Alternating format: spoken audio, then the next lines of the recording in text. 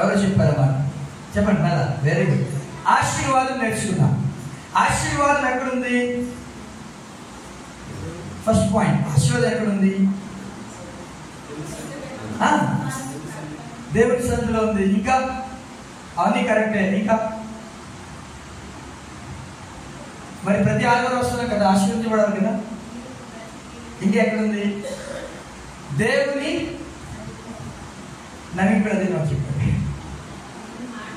దేవుని వాగ్దానంలో ఇమిడి ఉన్నది. జ్ఞాపకం వచ్చిందా? ఎక్కడుంది ఆశీర్వాదము? దేవుని సన్నిధికి వస్తే మనం దీవించబడదు, కరెక్టే. కానీ అసలు ఆశీర్వాదం ఎక్కడుంది అంటే దేవుని యొక్క వాగ్దానంలో ఇమిడి ఉంది. It's in the promise of God. దేవుని యొక్క వాగ్దానం ఎన్ని ఉన్నాయి? దేవుని యొక్క వాగ్దానాలు చాలా ఉన్నాయి. ఆ వాగ్దానాలన్నిటిలో కూడా దేవుని యొక్క ఆశీర్వాదం ఏమైంది? ఇమిడి ఉంది అని మనం నేర్చుకున్నాం. ఈరోజు ఆ ఆశీర్వాదము ఎలా బలపరచబడాలి, ఆ ఆశీర్వాదాన్ని ఎలా పొందుకోవాలో కొన్ని మాటలు నేను వివరిస్తాను. దేవుని యొక్క వాక్యాన్ని మనం ఆలోచించుదాం. 1 పేతురు పత్రిక 3వ అధ్యాయం 9వ వచనాన్ని మళ్ళా చదువుకుందాం. 1 Peter 3:9 ఆశీర్వాదమునకు వారసులౌటకు మీరు పిలువబడితిరి గనుక కీడుకు ప్రతి కీడైనను దూషణకు ప్రతి దూషణైనను చేయక దీవించుడి. గడిచిన వారం దీని గురించి నేను చెప్పిన. మనం దేని కొరకు పిలువబడ్డామో తెలుసా? శ్రమల కొరకు పిలువబడడం ఎక్కడ లేదు. కానీ శ్రమలు వస్తే మాత్రం, శ్రమలు రావని కూడా ఎక్కడ లేదు. కానీ శ్రమల కొరకు పిలువబడ్డామా అంటే కాదు. నిందల కొరకు పిలువబడ్డామా? కాదు. బైబిల్ ఎక్కడ కూడా మాట్లాడలేదు మీరు నిందల కొరకు పిలువబడ్డారు అనే మాట ఎక్కడైనా ఉందా? లేదు. కానీ నిందలు రావాలని చెప్పిన దేవుడు ఎక్కడైనా లేదు. నిందలు వస్తాయి. ఇది ఎలాగంటే ఆఫర్ అన్నమాట. ఆశీర్వాదాలకు ఆఫర్ ఏంటి తెలుసా? శ్రమలు తోడవుతాయి. ఆశీర్వాదాలకు ఆఫర్ ఏంటి తెలుసా? నిందలు తోడవుతాయి. ఒక వ్యక్తి ఆశీర్వదించబడుతుందంటే ఖచ్చితంగా ఏముంటుంది? నిందలు ఉంటాయి. బాగా ఫలిస్తుంది చెప్పింది అనుకోండి, దానికే కదా రాళ్ళు తిరుగుతాయి.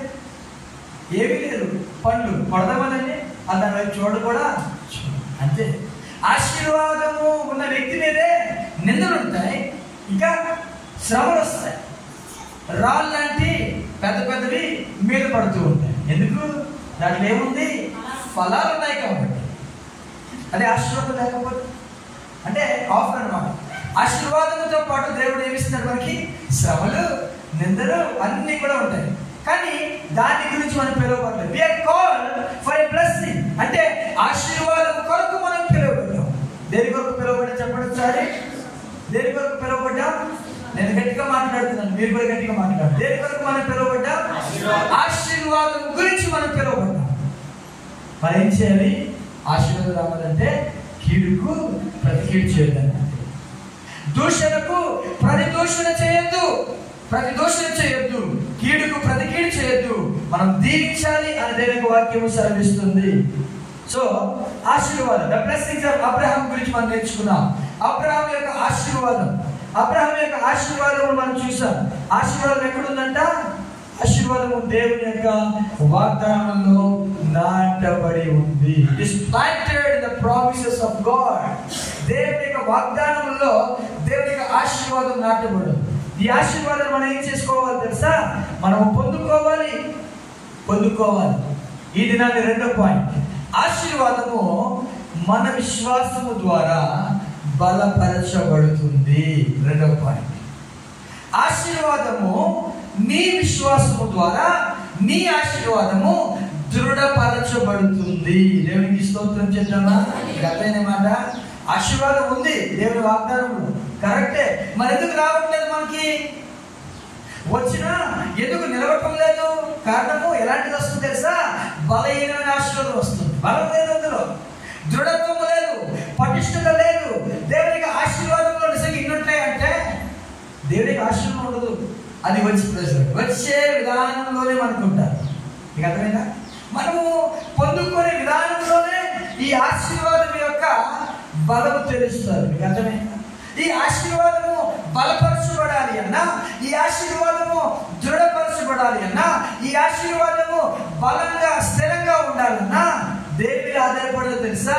నీ లేదా నా విశ్వాసం మీద మాత్రమే ఆధారపడింది. దేవునికి స్తోత్రం చేద్దాం. మరి ఎంత నమ్ముతామో దేవుణ్ణి అంతగా ఆశీర్వాదం ఏమవుతుంది? బలపరచబడుతుంది. చదవండి ఆదికాండము 15వ అధ్యాయం 6వ వచనం చదువుకుందాం. ఆదికాండము 15వ అధ్యాయము 6వ వచనం చదవండి. అతడు యెహోవాను నమ్మెను, ఆయన అది అతనికి నీతిగా ఎంచెను. నీతిగా ఎంచెను.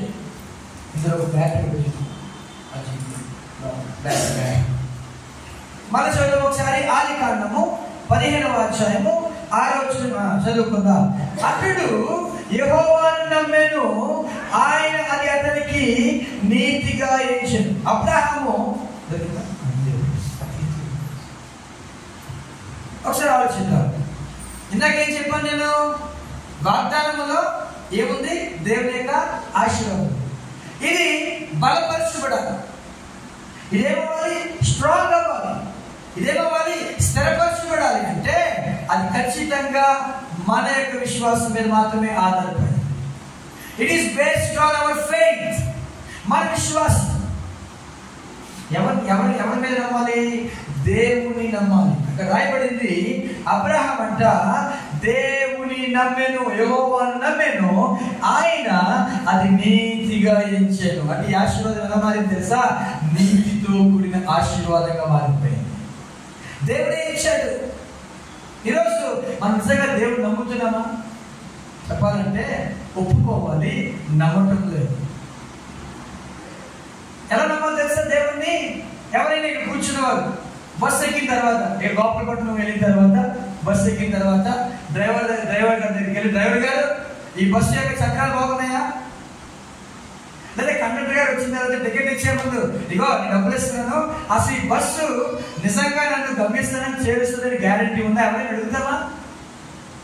కానీ దేవుడి దగ్గరికి వస్తే మాత్రం ఖచ్చితంగా ఇలాంటి క్వశ్చన్స్ అడుగుతాం. దేవుడు మనము ఒక గుడ్డిగా ప్రభువు నమ్మడానికి ఇష్టపడం. మనం ఏమడుగుతామంటే దానికి రీజన్స్ అడుగుతాం, కారణాలు అడుగుతాం. దేవుడి దగ్గరికి వచ్చేసరికి అదే మనుషుల దగ్గరికి వద్దంటే ఏమడతాం. కారు ఎక్కినప్పుడు, క్యాబ్ ఎక్కినప్పుడు చక్కగా ఓటీపీ చెప్పేస్తాము. బాబు ఈ కారులో నువ్వు ఇంజిన్ ఆయిల్ ఇచ్చావా? లేదా అన్ని కూడా బాగున్నాయా? ఈ కారు సురక్షితంగా తీసుకెళ్తుందా? ఈ కారుకి సీట్ బెల్ట్ పనిచేస్తుందా? ఏమైనా అడుగుతామంటే ఒక్క ప్రశ్న అడగం. ఎందుకు తెలుసా? ఆ కారుని నమ్ముతాం, ఆ కారును తొక్కే లేదా నడిపించే డ్రైవర్ నమ్ముతాం. అందుకే హాయిగా లోపలికి వెళ్ళిపోతాం. ఇవి ఉంటే ఏముంటాయి? హెడ్ ఫోన్స్ పెట్టేసుకుంటాం, పాటలు వినుకుంటాం. ఏంటి చూడదు. ఇంకా అతను ఎలా తీసుకెళ్తే అలా. మరి ప్రభుకి ఎందుకు మన జీవితాన్ని అప్పగించుకోవాలి? ప్రభు నా జీవితాన్ని చేతిలో పెడతాను, నువ్వు ఎలా తీసుకెళ్తే అలా తీసుకెళ్ళి ప్రభు, నేనేం ప్రశ్నించను. కష్టాలు వస్తాయా? సడన్ గా మనం వెళ్ళాం, క్యాబ్ ఎక్కిన తర్వాత అతడు మనము ఎప్పుడు అడుగుతుంది తెలుసా? ఏదైనా ఒక మారుమూల ఎవరు లేని ప్లేస్ తీసుకెళ్తే ఖచ్చితంగా ఏమడుగుతాం మనము? బాబు ఎక్కడ తీసుకెళ్తాం అడుగుతాం. కానీ దేవుడు అలా తీసుకెళ్ళండి. కానీ అయినా కూడా దేవుడు ఏమంటుంది తెలుసా? ప్రభువా ఎంత బాగా నేను నమ్ముతున్నానే, నాకేందుకు ఇష్టము, నాకేందుకు కష్టాలు? ప్రభువునే ప్రశ్నిస్తూ ఉంటాను చాలాసార్లు. దేవుని నమ్మాడు అబ్రహాము. దేవుడు ఏం చేశాడు? అది అతనికి నీతిగా ఎంచాడు. విశ్వాసం అనేది చాలా ప్రాముఖ్యం. సామెతల గ్రంథం చెప్తూ ఉంది, 28వ అధ్యాయం 20 వచనం చదువుకుందాం ఒకసారి. సామెతల గ్రంథం 28వ అధ్యాయము 20 వచనం చదువుకుందాం. ప్రొవర్బ్స్ 28:20. నమ్మకమైన వానికి దీవెనలు మెండుగా కలుగును. దేవునికి స్తోత్రం చేద్దామా? ఎవరికి కలుగుతాయంటే దీవెనలు? నమ్మకమైన వారికి, నమ్మేవారికి, నమ్మకమైన వారికి. నువ్వు దేవుడిని నమ్మాలి, దేవుడిని నమ్మాలి. అదేమంటే రెండు. మనం దేవుడు నమ్ముతున్నాం, దేవుడు కూడా మనం నమ్మాలి. దేవుడు అబ్రహాం నమ్మాడు. అందుకే దేవుడు పిలిచాడు, అబ్రహామా రా, నీ తల్లిదండ్రులు వదిలేసి వచ్చేసే అన్నాడు. వచ్చేసాడు అబ్రహాం. నీ బంధువులు వదిలేసి వచ్చేసేమన్నాడు. వచ్చేసాడు అబ్రహాం. నీ తండ్రి ఇంటి నుండి, నీ బంధువుల నుండి, దేశాన్ని కూడా విడిచిపెట్టేసి వచ్చేసేమంటే వచ్చేసాడు. దేవుడు తెలుసు, వస్తాడని తెలుసు. God believed Abraham. దేవుడు అబ్రహామును నమ్మాడు, అబ్రహాము దేవుడు నమ్మాడు. ఇప్పుడు నా ప్రశ్న ఏంటి తెలుసా? నువ్వు దేవుడు నమ్ముతున్నావు, చాలా వరకు నమ్ముతున్నావు. ఇప్పుడు దేవుడిని నమ్మగలడా? దేవుడిని నమ్మగల God say that I believe you, నేను నమ్ముతున్నాను అని దేవుడు చెప్పగలడా మన జీవితంలో? చెప్పే అటువంటి స్థితిలోనికి మనం ఎదగలుగుతున్నామా లేదా? నమ్మకమైన వారికి ఏం కలుగుతాయి అంట? దీవెనలు మెండుగా కలుగుతాయి. అర్థమే తెలుసా? ఆ దీవెనలో బలం ఉంటుంది, ఆ దీవెనలో దృఢత్వం ఉంటుంది, ఆ దీవెనలో బలహీనత ఉండదు. స్థిరమైన ఆశీర్వాదాలు దేవుడు మనకు అనుగ్రహిస్తాడు. కష్టాలు రావని చెప్పని మళ్ళీ చెప్తున్నాను. ఆ దీవెనలో కూడా కష్టాలు ఉంటాయి, నష్టాలు ఉంటాయి. ఆ దీవెనలు కూడా కలిగిన అబ్రహాము ఏమి లేదు తెలుసా? కుమారుడు లేడు, ఇంకా లేడు కుమారుడు. అదే ప్రభా, నేను నమ్ముకున్నాను కదా, నేను నమ్ముతూ ఉన్నాను, నేను కూడా నమ్మకంగా జీవిస్తున్నాను, ఇదేంటి నాకు బిడ్డలేరు. రోజు వాక్యం వచ్చింది దేవుడు అబ్రహాం దగ్గరికి వచ్చి, అబ్రహామా నన్ను నమ్ముతున్నావా అన్నాడు. నమ్ముతున్నాను ప్రభు. అయితే ఒకసారి బయటికి రా అన్నాడు. బయటికి రాగానే పైకి చూడు అన్నాడు. పైకి చూస్తే ఆకాశ నక్షత్రాలన్నీ కనబడుతుంది. లెక్క పెట్టు అన్నాడు దేవుడు. లెక్క పెడుతున్నాడు. 1, 2, 3 100 లెక్క పెట్టాడేమో ప్రభా, లెక్క పెట్టలేకపోతాడు. అది లెక్క పెట్టాడు. లేదు ప్రభా, నా వల్ల కాదు అన్నాడు. నీ సంతానం అలాగ ఉంటుంది. అబ్రహాం స్థాయిలో నవ్వలేదు అక్కడ అబ్రహాం. రెండోసారి అన్నాడు, ఇస్కరేలు వాళ్ళని సంతానాన్ని దీవిస్తాను అన్నాడు. అక్కడ కూడా అబ్రహాం ఏమి సంతానపడలేదు. అప్పటికి వయసు 80 సంవత్సరాలు, 85 సంవత్సరాలు అబ్రహాం యొక్క వయసు. 99 వచ్చింది. ఇప్పుడు 99 రాగానే మళ్ళా దేవుడు మాట్లాడుతున్నాడు, అబ్రహామా నీ సంతానాన్ని దీవిస్తానంటే నవ్వి నూరేళ్ళ వారికి సంతానం కలుగుతుందా అన్నాడు. అక్కడ నమ్మాడు అబ్రహాం. కానీ కష్టములు నష్టములు అలాగే ఉన్నాయి చూసారా. కానీ అబ్రహాము విచారపడలేదు, దేవుడికి అప్పగించాడు. నమ్మాడు, కానీ అయినా కూడా సందేహపడకుండా దేవుడి మీదే తన విశ్వాసం. అదే అధ్యాయంలో సామెతల గ్రంథం 28వ అధ్యాయము 25వ వచనం చదవండి. 25 పేరాసగలవాడు కలహమును రేపును, యెహోవా యందు నమ్మకం ఉంచువాడు చూసారా వర్ధిల్లును. ఇందాకేమో నమ్మకమైన వారికి ఏం కలుగుతాయి? దీవెనలు కలుగుతాయి. అది కూడా ఎలా కలుగుతాయి? మెండుగా కలుగుతాయి. అలాగే నమ్మకమైన లేదా దేవుడు ఏదో నమ్మకం ఉంచువాడంట వర్ధిల్లుతాడు. ఖచ్చితంగా దేవుడు అతన్ని వర్ధిల్లింపజేస్తాడు. మరొక మాట ఉంది బైబిల్లో, చదవండి ఒకసారి. కీర్తన గ్రంథం 106వ కీర్తన 24వ వచనం చదువు. కీర్తన 106వ కీర్తన 24వ వచనం. వారు రమ్యమైన దేశంలో ఆయన మాట నమ్మకపోయింది చూసారా. వారు రమ్యమైన దేశమును నిరాకరించి ఆయన మాట నమ్మకపోయింది. ఎవరు? ఏదో ఇశ్రాయేలు ప్రజలు. మోషేతో దేవుడు అన్నాడు, నేను వారికి దేశాన్ని ఇస్తాను. ఆ దేశం ఎలాంటి దేశం తెలుసా? పాలు తేనెలు ప్రవహించే దేశం. అంటే ఒకసారి అనుకుందాం, వాళ్ళనే వదిలేసేయండి, మనమే ఇశ్రాయేలు ప్రజలుగా ఉన్నాం. ఇప్పుడు నేనే మీకు చెప్పాను, మనల్ని దేవుడు ఒక మంచి స్థలానికి నడిపిస్తున్నట్టు ఏమంటాం? చెప్పాలి, ఏమంటాం? నిజంగా నమ్మం. దీనికంటే రమ్యమైన దేశం ఎక్కడుంది అంటాం మనం. సేమ్ అదే విధంగా ఐగుప్తు దేశాన్ని చూసి వాళ్ళు చాలా సంతోషపడుతున్నారు, ఆ ఇశ్రాయేలు ప్రజలు ఆనందపడుతున్నారు. అటువంటి ఐగుప్తు దేశం కన్నా రమ్యమైన దేశం ఎక్కడుంది అన్నట్టుగా వారు నిరాకరించారంట. ఆయన మాట నమ్మకపోయింది. అందుకే ఆశీర్వాదం సరిగా రాలే, పిట్టల రాలిపోయారు. 40 సంవత్సరాలు పిట్టల రాలిపోయారు. అరణ్యంలో వెళ్ళలేదు, ఒక్కడు కూడా కనాను దేశానికి వెళ్ళారు. ఎంతమంది వచ్చారు బయటికి? 6 లక్షల మంది బయటకు వచ్చారు. 6 లక్షల మంది లెక్క పెట్టావు అంతే. ఇక లెక్క పెట్టిన వాళ్ళు ఎంతమంది ఉన్నారో ఒక భక్తులు అంటారు 20 లక్షల ప్రజలు వచ్చారు. కానీ ఎంతమంది ఏదో తెలుసా? 2 మాత్రమే. మిగతా ఏమయ్యారు?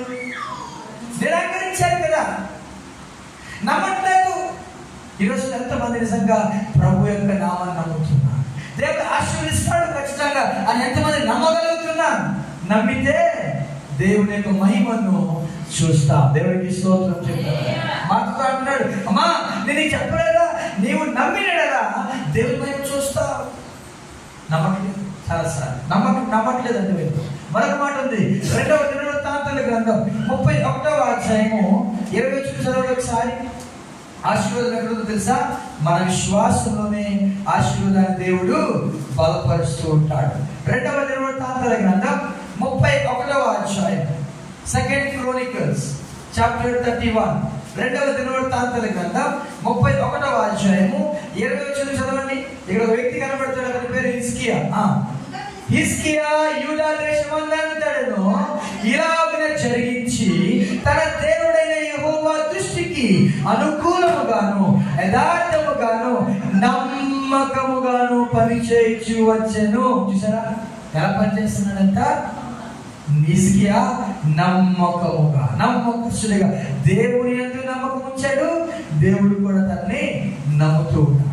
తర్వాత చదవండి 21వ వచనం. తన దేవుని ఆశ్రయించుటకై దేవుని మందిర సేవ విషయమందేమి, ధర్మశాస్త్ర విషయమందేమి, ధర్మమంత్రి విషయమందేమి తాను ఆరంభించిన ప్రతి పని అతడు హృదయపూర్వకంగా జరిగించి వర్ధిల్లేను. నమ్మకమైన వారికి దేవుని ఇదేనండి.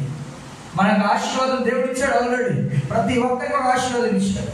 అది పరలోక సంబంధమైన ఆశీర్వాదం. కానీ మనం పొందుకోలేకపోతున్నాం. Because we don't have faith. మనకి విశ్వాసం లేదు. విశ్వాసం ఉన్నా కూడా సరైన విశ్వాసం లేదు. విశ్వాసం ఉన్నా కూడా సందేహాలతో కూడా విశ్వాసం ఉంటుంది. ఈ రోజు ప్రభు మనతో మాట్లాడుతున్నాడు. ఎలా నమ్మాలో తెలిసిన దేవుణ్ణి అబ్రహాము నమ్మినట్టుగా దేవుని నమ్మాలి. దేవునికి స్తోత్రం చేద్దామా? ఏమీ లేదండి అక్కడ. అబ్రహాంకి దేశాన్ని ఇచ్చేసాడు. దేవుడు దేశాన్ని ఇచ్చేసాడు. టోటల్ గా మొత్తం ప్రపంచం అంతా కూడా అబ్రహాంకి సంతానం ఈ రోజు ఉన్నది. ఎప్పుడో ఉన్న అబ్రహాం గురించి ఇప్పుడు మనం మాట్లాడుకుంటున్నామే, అది అబ్రహాం యొక్క గొప్పతనం అండి.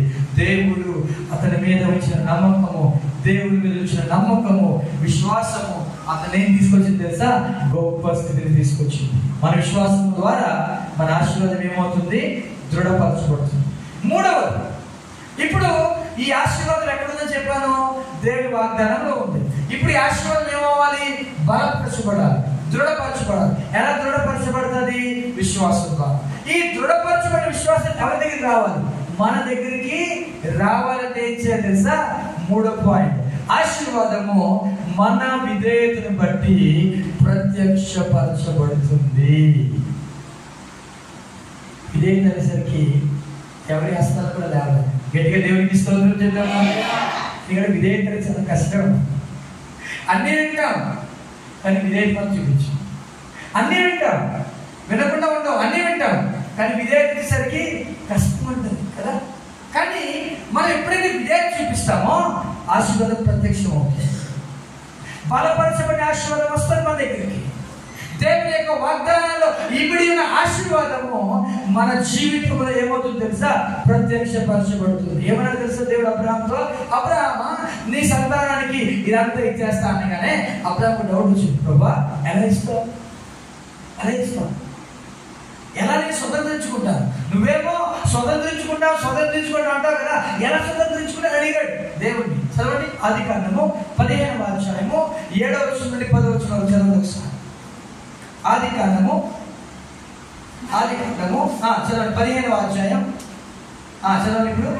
మరియు ఆయన నీవు ఈ దేశమును స్వతంత్రించుకున్నట్లు దానిని కిచులకు కల్దీల ఊరను పట్టణంలో నుండి నేను యువతలకి తీసుకొని వచ్చిన యెహోవాను నేనే అని చెప్పినప్పుడు కొన్నిసార్లు మనకు డౌట్ వస్తుంది. నిజంగా దేవుడే తీసుకొచ్చాడు?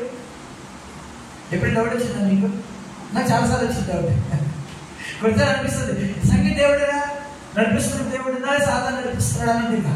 ఒకరోజు అప్పుడు డౌట్ వచ్చింది, నిజంగా దేవుడు స్వరమేనా అన్నట్టుగా దేవుడితో మాట్లాడుతూ ఉంటే దేవుడే అంటున్నాడు, ఇగో అబ్రహామా, ఈ పట్టణానికి తీసుకొచ్చింది నేనే, యెహోవాను నేనే, రమ్మని చెప్పింది నేనే, నడిపించింది నేనే, ఇప్పుడు వరకు తీసుకొచ్చింది, ఎత్తుకుని నడిపించింది కూడా నేనే అన్నాడు దేవుడు. తర్వాత 8వ వచనంలో అతడు ప్రభువైన యెహోవా, నేను దీన్ని స్వతంత్రించుకొనిదని నాకెట్లు తెలియను? How can I know? ఈ ఆశీర్వాదం నాకు వస్తుందని నాకు ఎలా తెలుసు ప్రభు అని అనడం మొదలు పెట్టాడు. ఈ ఆశీర్వాదము నాకు ఎలా వస్తుంది, నేను ఎలా స్వతంత్రించుకుంటాను అని దేవుడిని ప్రశ్నిస్తుంటే అక్కడ మీరు ఇంటిగా చదవండి 9 నుండి 10 వచనం చదివితే దేవుడు ఒక బలి గురించి మాట్లాడుతున్నాడు. నువ్వేం చేయాలంటే 3 ఏళ్ల పెయ్యను, 3 ఏళ్ల మేకను, 3 ఏళ్ల పొట్టేలును, ఒక తెల్ల గువ్వను, ఒక పౌర పిల్లను ఏం చేయాలంటే నా దగ్గరికి తీసుకురామన్నాడు దేవుడు. చాలా కష్టం అది యాక్చువల్గా చెప్పాలంటే. 3 ఏళ్ల పెయ్య ఉంది అక్కడ, 3 ఏండ్ల పెయ్య ఎక్కడ దొరుకుతుంది అబ్రాహాంకి? అదే కాదు, 3 ఏండ్ల మేక, 3 సంవత్సరాల కలిగిన మేక ఉండాలంట. 3 ఏండ్ల పొట్టేలు అంటే అన్ని కూడా ఎలాంటివి? 3 సంవత్సరాలు అంటే ఎలాంటివి? ఎదిగినవా? ఎదిగినా పెద్దవేనా? ఇలాంటి 3 ఏండ్ల పెయ్యను, 3 ఏండ్ల మేకను, 3 పొట్టేలను, ఒక తెల్ల గువ్వను కూడా ఏం చేయాలంట? పౌర పిల్లను దేవుడు ఏం చేయాలి తెలుసా? తీసుకురమ్మన్నాడు. తీసుకొచ్చిన తర్వాత అన్నాడు వాటిని వధించాలి అని. కట్ చేయమన్నాడు. కట్ చేసి దేని కటింగ్కి దానికి ఇలా ఇప్పుడు పెయ్యి ఉంది కదా, పెయ్యి కట్ చేసిన తర్వాత మన దాని దగ్గరికి పట్టుకున్నాడు. అంతే పెట్టి చదవలేమన్నాడు. అంతే ఇదే పని చేయమన్నాడు. అబ్రహాం ఏం చేసి తెలుసా? మార్నింగ్ టైం వెళ్ళి అవన్నీ తీసుకొచ్చి రెడీగా పెట్టేశాడు. విధేయత. దేవునికి స్తోత్రం చెప్తాడు. దేవునికి కావలసిన తెలుసా? విధేయత. ఈ రోజుల్లో చాలా మంది దేవుని యొక్క మాటకు విధేయత చూపించడంలా. పరిశుద్ధాత్ముడు మనతో మాట్లాడుతూ ఉన్నాడు. చేయమన్న పని చేయటంలే చాలాసార్లు. ఒకరోజు పాస్టర్ గారు ఆయన రోడ్డు మీద నిలబడుతుంటే లోపల నుండి పరిశుద్ధాత్ముడు మాట్లాడుతున్నాడు. ఆ కింద చెక్క ముక్క పడితే తీయన్నాడు దేవుడు. ఎందుకు ఏడు పడిందని కింద ఒక చెక్క ముక్క పడితే తీయన్నాడు దేవుడు. వెంటనే వంగి అదన్నా తీసుకుని ఇంట్లోవా ఎందుకు తీసుకోమన్నావు? ఏంటన్నా చెప్పుకో దీని గురించి అని అడుగుతుంటే లేదు అసలు నా మాట వింటావో లేదో పరీక్షించడానికి అడిగాను. నా మాట వింటావో లేదో అని కొన్నిసార్లు దేవుడు ఏం చేస్తే తెలుసా? మనల్ని పరీక్షిస్తూ ఉంటాడు.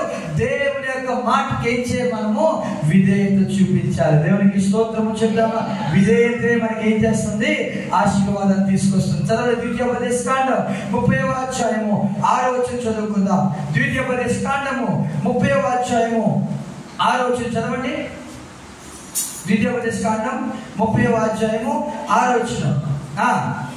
మరియు నువ్వు బ్రతుకుటకై నీవు పూర్ణ హృదయముతోను నీ పూర్ణ ఆత్మతోను నీ దేవుడైన యెహోవాను ప్రేమించినట్లు నీ దేవుడైన యెహోవా తనకు లోబడుటకు నీ హృదయమునకును నీ సంతతి వారి హృదయమునకును సున్నతి చేయును. చూసారా?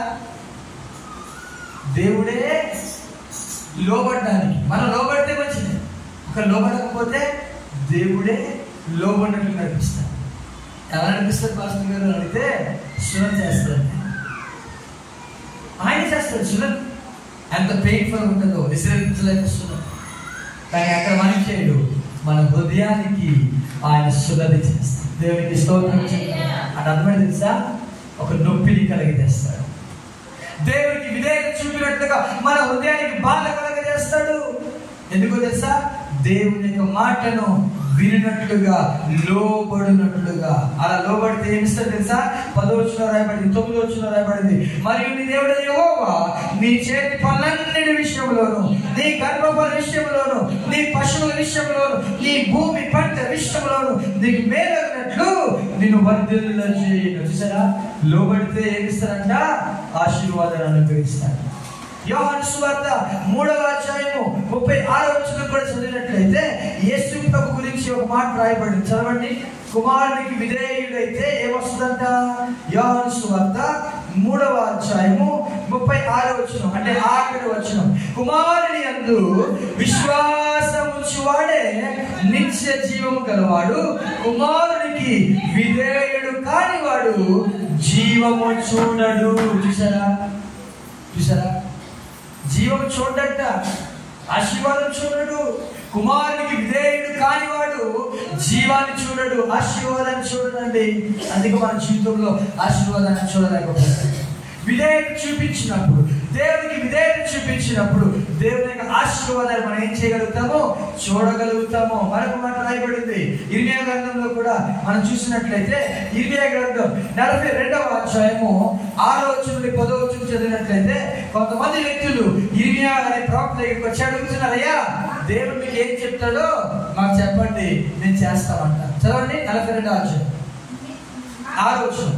మాకు మేలు కలిగినట్లు మేము మన దేవుడైన యెహోవాను వినువారమై, అది మేలే గాని కీడే గాని మేము ఆయన యొద్దకు నిన్ను పంపు విషయంలో మన దేవుడైన యెహోవా సెలవిచ్చు మాటకు విధేయులైన. ఆగండి. కొంతమంది వ్యక్తులు ఇర్మియా దగ్గరికి వచ్చారు. ఆ రోజుల్లో దేవుడు మాట్లాడుతుంది ఏంటి తెలుసా? బాగా వినండి.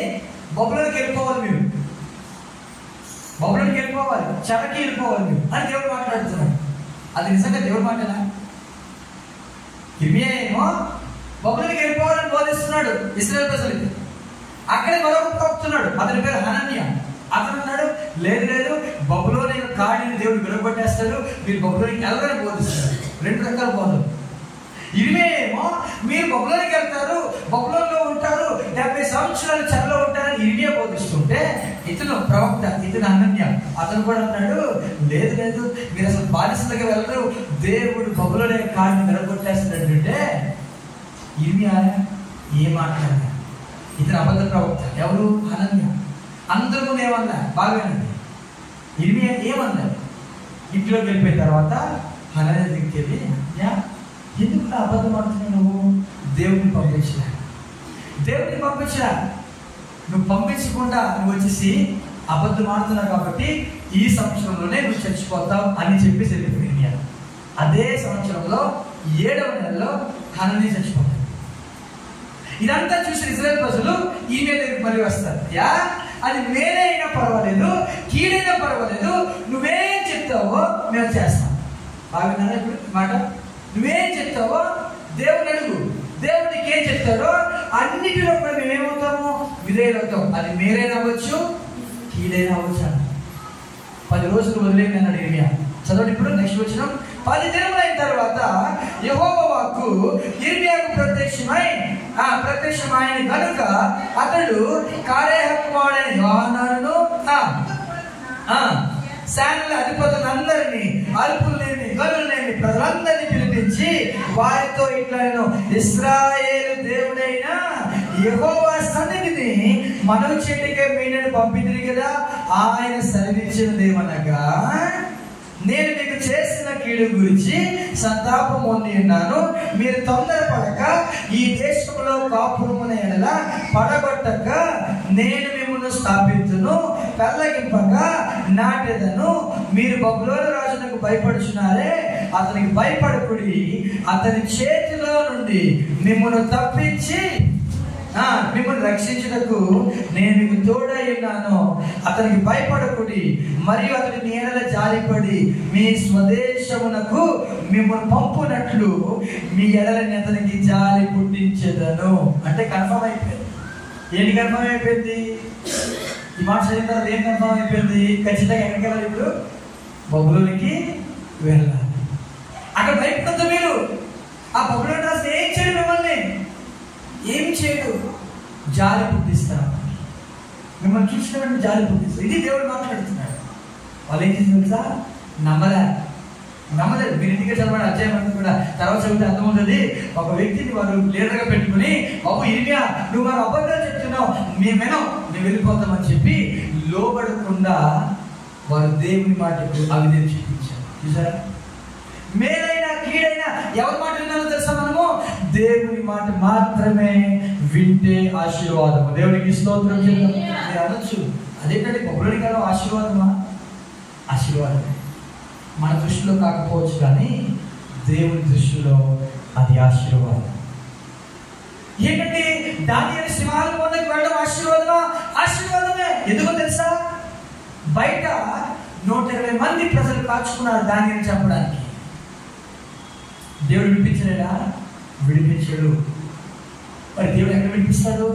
సింహాల బోన్లకు పంపించిన తర్వాత సింహాల నోళ్లను దేవుడు మూసివేశాడు. గట్టిగా దేవునికి స్తోత్రం చేద్దామా? నీకు అదే మాట.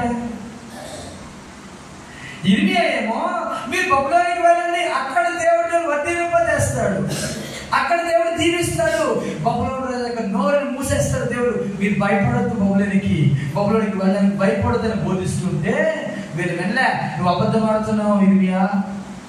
ఎన్నిసార్లు మనం కూడా లోబడలేదంటే దేవుని దృష్టిలో మనం ఏమనుకుంటామంటే ఆశీర్వాదం అంటే ఇదే అనుకుంటాం. ఎక్కడ? సింహాలపోలో బయటికి వెళ్తేనే ఆశీర్వాదం, సింహాలపోలో ఉంటే అది ఆశీర్వాదము కానే కాదనుకుంటాం. కానీ దేవుడు అంటాడు సింహాలపోలో ఉంటేనే ఆశీర్వాదం, సింహాలపోలో ఉంటే ఆశీర్వాదము.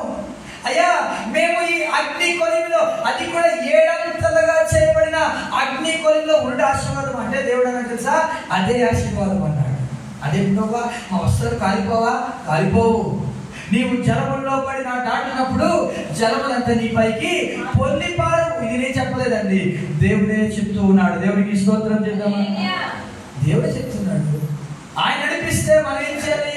తప్పకుండా నడవాలి. వద్దు ప్రభు అనడానికి వీల్లేదు. అలా వెళ్తేనే ఆశీర్వాదము ప్రత్యక్షపరచబడుతుంది. దాని కనుక నిజంగా సింహాల పొందికి వెళ్ళకుండా బయటే ఉంటే ఖచ్చితంగా చచ్చిపోయేవాడు. 120 మంది ఎవరో ఖచ్చితంగా వేసేసేవాడు. కానీ ఎక్కడ అన్నాడు? తర్వాత నన్ను అడుగుతాడు, ప్రభా నేను ప్రార్థన చేశాను కదా, 3 సార్లు ప్రార్థన చేశాను కదా, రోజుకి 3 ప్రార్థన చేస్తాను కదా, ఎందుకు నన్ను చేస్తా ఆ సింహాల పొంది పంపించేసావు? ఏ రక్షించలేవా అని అడిగితే దేవుడు అన్నాడు, అక్కడ ఉండమే మంచిది దానియేలు. ఎందుకంటే 120 మందిని నేను ఆపలేను, కానీ ఈ ఒక్క సింహాలు మాత్రం నేనేం చేయగలను? ఆపగలను. ఈరోజు ఎంతమంది విధేయత చూపిస్తున్నారు దేవుని దృష్టిలో? దేవుడు మనకి ఏవైతే మాట్లాడినాడో ఆ మాటలు ఖచ్చితంగా మనం ఏం చేయాలి? విధేయత చూపించాలి. దేవునికి స్తోత్రం చేద్దాం. ఈరోజు అడుగుతాం, ప్రభా అది మేలైనా కీడైనా నీ మాట నేను వింటాను. చెప్పగలరామాట? ప్రభా అది మేలైనా కీడైనా నష్టమైన లాభమైన నేను నీ మాటే వింటాను ప్రభా. దేవునికి స్తోత్రం చెప్తామా? హల్లెలూయా. మరొక మాట చెప్పి ముందుకు వెళ్దాం. హెబ్రీ పత్రిక 5వ అధ్యాయం 10వ వచనం చదువుకుందాం. హెబ్రీ పత్రిక 5వ అధ్యాయం 10వ వచనం చదువుకుందాం. హెబ్రీ పత్రిక 5వ అధ్యాయం 10వ వచనం చదువుకుందాం. 5వ అధ్యాయం 10వ వచనం. ఇందుని గురించి కాదు. హెబ్రీ పత్రిక 5వ అధ్యాయం 10వ వచనం. హెబ్రీ 5:10. అది 10వ వచనం అంటే 9-10 చదవండి. 9-10. మరియు ఆయన సంపూర్ణ స్థితి పొందిన వాడే మెల్కీసెదెకు యొక్క క్రమములో చేరిన ప్రధాన యాజకుడని దేవుని చేత పిలువబడి తనకు విధేయులైన వారికి అందరికీ నిత్య రక్షణకు కారణకుడాయను. ఎవరైతే దేవుని మాటకు విధేయత చూపిస్తారో, అలా చెప్తున్నాను ఈ మాట, ఎవరైతే దేవుని యొక్క మాటకు విధేయత చూపిస్తారో నిత్య రక్షణ దేవుడు నియమించున్నాడు. గట్టిగా దేవుడికి స్తోత్రం చెప్తామా? గొప్ప దేవుడు మన దేవుడు. కానీ విధేయత మన చేతిలో ఉంటాడు. ఆయన ఇచ్చేసారు నిత్య రక్షణ. But we have to obey. మనం విధేయత చూపించాలి. విధేయతను బట్టే ఆశీర్వాదం ఏమవుతుంది? ప్రత్యక్షపరచబడుతుంది. బైబిల్లో ఒక వ్యక్తి గురించి చెప్పి నేను ముగించడానికి ఇష్టపడతాను. అతను ఎవరో తెలుసా? సౌలు రాజు. ఈ పిక్చర్ చూస్తే మీకు అర్థమవుతుంది. సౌలు, బైబిల్లో సౌలు ఇజ్రాయేల్ ప్రజలకి ఫస్ట్ కింగ్, మొదటి రాజు, మొట్టమొదటి రాజు. దేవుడు అన్నాడు సమూయేలు ద్వారా, సమూయేలు ఒకసారి వెళ్ళి సౌలుతో మాట్లాడు, అమాలేకీయులు అనే శత్రువులు ఉన్నారు, వారందరినీ చంపేయాలి అన్నాడు. దేవుడే మాట్లాడాడు. ఇప్పుడు సౌలు వెళ్ళాడు. ఏం చేశాడు తెలుసా? ఆ అమాలేకీయులు చంపలే. వాళ్ళు కొంతమంది మాకు చెప్పాడు, కొంతమంది చెప్పలే. రాజు వదిలేస్తాడు. మెయిన్ ఎవరు చెప్పాలి? రాజుని చంపాలి కదా. రాజుని చంపలే, రాజు వదిలేశాడు. అందులో ఉన్న పశువులు ఉంటాయే, పశువుల్లో మంచి వాటిని ఉంచేశాడు. మనలో మన మాట తప్పంటారు. అది వదిలేసాడు. బయట మాట వదిలేశాడు. మనలో మన మాట తప్పంటారు.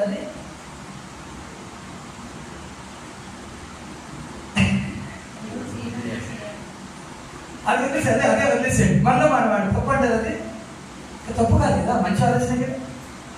చాలాసార్లు మన ఆలోచనలు మనం తీసుకోవడానికి వీలేదు. ఎవరి ఆలోచన తీసుకోవాలి తెలుసా? దేవుని యొక్క ఆలోచన. దేవునికి స్తోత్రం. దేవుడు ఏం చెప్పాడు? సమూయేలు దేవుడు చెప్పాడు. ఏంటి తెలుసా? బాబు సౌలు నువ్వు వెళ్ళు, అమాలేకీయుల యొక్క అందరినీ చంపేశారు. చిన్న బిడ్డలు, పెద్దవారు, పశువులు, ఏది కూడా కనికరపడద్దు. ఎందుకు తెలుసా? ఇశ్రాయేలు ప్రజలు ఐగుప్తు దేశంలో వస్తున్నప్పుడు ఎన్ని ఇబ్బందులు పెట్టారో తెలుసా? నీకు తెలియదయ్యా, నువ్వు ఇప్పుడే పుట్టావు, నాకు తెలుసు. దేవుడు మాట్లాడుతున్నాడు. ఇశ్రాయేలు ప్రజలు ఆ ఐగుప్తు దేశాన్ని కనాన్ దేశానికి వెళ్తున్నప్పుడు అమాలేకీయులు ఏం తెలుసా? ఎదురుగా వచ్చి ఇశ్రాయేలు ప్రజలు చంపేశారు. వాళ్ళు నా ప్రజల వాళ్ళు ఇశ్రాయేలు అలాంటి వాళ్ళు చంపేశారు. ఇప్పుడు వెళ్ళి నువ్వేం చేయాలి? వీళ్ళందరినీ చంపేశారు. ఎవరిని? అమాలేకీయులు చంపారు. ఏం చేయాలి తెలుసా? ఏమన్నా తెలుసా? సమూయేలు అడుగుతున్నాడు ఆ రోజు, ఏంటయ్యా ఇవన్నీ వెనకాల ఉన్నాయి కదా చూసారా, గొర్రెలు, మేకలు, పశువులు అన్నీ కూడా బలంగా ఉన్నాయి చూడండి, బాగా ఇంత ఒక్కొక్కటి ఉన్నాయి కదా, అవి చూసి అడుగుతున్నాడు సమూయేలు, ఏంటి ఇవన్నీ అంటే, అరుపులు ఏంటి అంటే, అయ్యా దేవుడికి కానుక తీసుకొచ్చారు ప్రభువా అన్నాడు. ఎవరికైతే కానుక? దేవుడికి. వెంటనే సమూయేలు అన్నాడు, విధేయత కన్నా బలి అర్పించడం మంచిది అనుకున్నావా నువ్వు? ముందు విధేయత, తర్వాత బలి. ముందు విధేయత, తర్వాత కానుక. ముందు విధేయత, ముందు నీవు, తర్వాత నీ అర్పణ. అర్థమైంది? ఇది కాదు దేవుడు కోరుకునేది, నీ హృదయాన్ని దేవుడు కోరుతున్నాడు.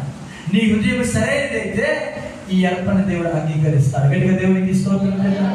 నీ యొక్క హృదయం సరైనది కాకపోతే ఈ అర్పణ అందించినా అది ఎలాగో తెలుసా, వ్యర్థంగా ఉంటుంది. మీరేమనుకున్నా పర్వాలేదు, అదే మాస్టర్ గారు నేను కానుక ఇస్తున్నాను కదా అంటే, దేవుడు కయీన్ని చూశాడు. ఫస్ట్ కయీను హృదయం బాలే, కయీని అర్పణ చూశాడు, అది కూడా అస్సలు బాలే, నచ్చలేదు దేవుడికి. దేవుడు కయీని అర్పణని తృణీకరించాడు. హేబేలు చూశాడు దేవుడు, హేబేలు యొక్క హృదయంలో ఎటువంటి చిన్న కల్మషం లేదు, హేబేలు యొక్క అర్పణ తీసుకొచ్చాడు. నేను చెప్తాను, మన యొక్క స్థితిని బట్టే మన అర్పణ ఉంటుంది. దేవునికి స్తోత్రం చేద్దామా? మన యొక్క హృదయం ఎలాగుంటుందో మన అర్పణ కూడా అలాగే ఉంటుంది. మన యొక్క హృదయం ఎలాగ ఉంటుందో, సౌలు యొక్క హృదయం బాలే, అంతవరకు కూడా దేవునికి ఆత్మతో నింపబడిన సౌలు ఏమైంది తెలుసా? ఇప్పుడు కట్టి పట్టుకున్నాడు. ఒక చిన్న కుర్రోడు వాయిద్యం వాయిస్తున్నాడు. అతని పేరు చెప్పగలరు ఎవరో? దావీదు. అతని మీదకి ఏం చేస్తున్నాడు? ఈటి విసురుతున్నాడు. కారణము ఇతను ఏమి లేదు, దేవుని యొక్క ఆత్మ లేదు. నువ్వు విధేయత చూపించాలంటే ఎవరి సహాయం కావాలో తెలుసా? పరిశుద్ధాత్మ సహాయం కావాలి. దేవునికి స్తోత్రం చెప్తామా?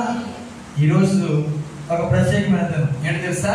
8 జూన్ 8. ఇప్పుడు మనం బయలుదేరి స్టీల్ ప్లాంట్ ఆ ప్రాంతానికి వెళ్ళబోతున్నాం. ప్రపంచ ప్రార్థన దినం. దేనికోసమో తెలుసా? ఆ ఈస్టర్ సండే అంటే పునరుత్థాన దినం నుండి ఈ రోజు వరకు లెక్క పెడితే 50 రోజులు వస్తాయి. ఈ రోజు 50వ రోజు. 50 అంటే పెంతెకోస్తు దినం అని పిలుస్తారు. ఈ రోజే పరిశుద్ధాత్మ దేవుడు పరలోకాన్ని విడిచిపెట్టి ఈ లోకంలోనికి వచ్చేసాడు. ఆయన 2025 సంవత్సరాలు గతించాయి. అని ఇప్పుడు మన మధ్య ఉన్నాడు. దేవునికి స్తోత్రం చెప్తాము. ఆ పరిశుద్ధాత్మ ఉన్నాడు కాబట్టే మనం పశ్చాత్తాపడగలుగుతున్నాం. మనం ఇతరులకు సారీ చెప్తున్నాం. ఎందుకో తెలుసా? పరిశుద్ధాత్మ దేవుడు పాపంలో ఒప్పింపజేస్తాడు. దేవునికి స్తోత్రం చెప్తాం. ఆయన లేకపోతే అందరూ ఎలా తెలుసా? కఠినంగా ఉంటారు. సారీ చెప్పరు ఎవరికి. కాలు తగిలితే మనం ఏం చేస్తాము? అయ్యో పాపం అని ఇలా ముద్దెట్టుకున్నారు, అది పెట్టుకోరు. పరిశుద్ధాత్ముడు పాపముల గురించి ఏం చేస్తున్నాడు? లోకాన్ని ఒప్పింపజేస్తున్నాడండి. మనమే కాదండి, లోకమంతటిని కూడా ఒప్పింపజేస్తున్నాడు పరిశుద్ధాత్ముడు. ఆ దినం ఈ రోజు పరిశుద్ధ దినం, ప్రపంచ ప్రార్థన దినం. ఈ ప్రపంచం అంతా కలిసి ఈ దినాన్ని ఏం చేస్తున్నారు తెలుసా? ప్రార్థనలు చేస్తున్నారు. దేవుని యొక్క ప్రార్థనలో, దేవుని యొక్క సన్నిధిలో వారు గడుపుతున్నారు. ఎందుకో తెలుసా? విధేయులుగా మనం జీవించడానికి. ఎంతమంది దేవునికి విధేయత చూపిస్తారు? కళ్ళు మూసుకుందామా? తల వచ్చుదా? నీవు దేవునికి విధేయత చూపించాలంటే నీలో పరిశుద్ధాత్ముడు ఉండాలి. అవదండి. పరిశుద్ధాత్మ లేకపోతే విధేయత చూపించలేవా? చూపించలేం. దేవుని యొక్క ఆత్మ మాత్రమే మనకి ఏం కలగజేస్తుంది తెలుసా? విధేయత కలగజేస్తుంది.